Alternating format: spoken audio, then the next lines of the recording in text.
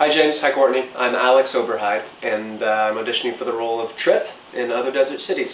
I'll do both your sides that you assigned together, and then I'll kind of lower my head and come back and do the monologue.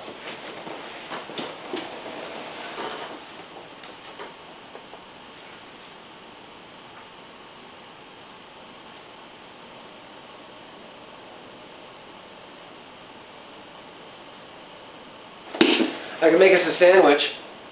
You haven't eaten since breakfast. Oh God, not really very hungry actually.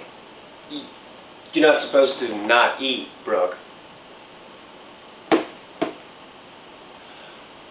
was looking forward to all that strange food at the country club. Crab legs, whole roast pig. Suddenly there's like pad thai, rellenos. Crazy mix. I think I've successfully demolished Christmas Eve. I've been in there far too long. Preparing the attack.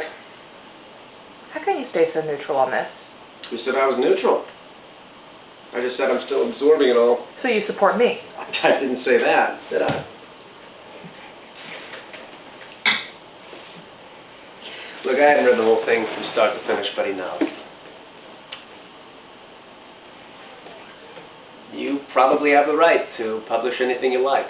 Pretty much about anyone, whether it's decent or cool or not. And they have the right to push back, whether that's decent or cool or not. You're like Mom. It's like you learned chess in her womb and are playing against yourself and everyone else is only a pawn. What do you want? For me to say, oh boy, sis, sure. Art comes before life. No, that's the worst kind of oversimplification. Yeah, but you sort of think it does. So you have to accept the consequences of art over life, which in this case likely means to be losing the trust of the people you love for the sake of these opinions. These bewildering portraits of these people who seem totally unrecognizable to me. Well, maybe your powers of observation... Let me finish. That you want to know. Opinions. You turn Henry into a saint of the 70s. All patchouli and innocent, questioning and reacting to the stultifying oppressiveness of these lostified GOP zombies in the other room, when it just seems to me that maybe he was really, really sick and fucked up and needed a lot of help. And was hanging out with mad bombers at the very least. I mean, Christ, I was 5 when this happened, and reading it made me feel guilty. Mom and Dad, you think they don't blame themselves? They let him go. They weren't helping him. They kicked him out. Did they let him go? Or did he just fly off in rage and fury? You seem to be looking for an apology. Well, maybe they have apologized, and you just haven't noticed it. An apology? You don't write a book because you want apologies, Trip. You write a book because of who you are. A person who writes books. The only obligation I have is to myself. Please don't say I'm doing this for money, okay? I have no interest in money, you know that. Yeah, because you're rich. Even if you don't take a cent from them. Which is not strictly true because they paid for the fancy hospital in Cambridge where you camped out for 6 months. I wasn't camping. Rich, smart, absurdly white, Ivy League New York, and your parents are rich, and you know it. And what about you? What are you, a Zapotec Indian? The difference between us is I don't use my 16 dozen different little sickness for gain.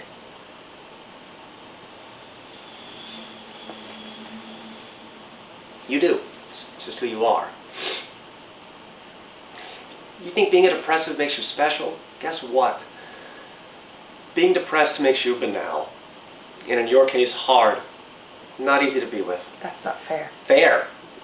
Well, neither is Love and Mercy a memoir. And I worship you. I totally do. I love you, but this is true, what I'm about to say. Suck it up and take it and don't interrupt. Because you had a breakdown, you actually believe you have earned a free pass here. Because you couldn't function, you didn't care to eat or brush your teeth or wash your hair or even pretty much speak, and even at a point it looked like you might follow Henry down the trail to off yourself. You think this entitles you to present a picture to the world of two people who failed in every possible context. As parents, as citizens, as humans. You figured all this out, did you? Dr. Wyeth? when you weren't busy cooking up jury with your goddamn peers. You want to be a little bitch about my TV show, Brooke. At the very least, have the decency to watch it first, okay? You think you're not like anyone else on Oprah?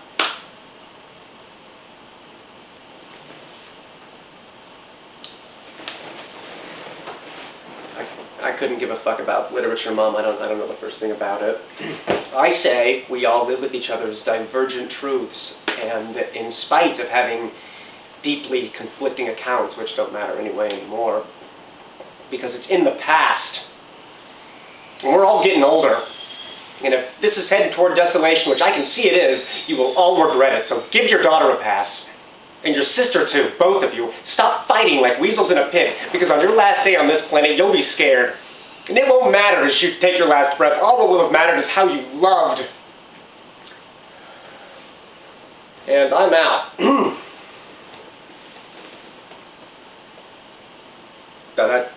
I'm done. That's all I got.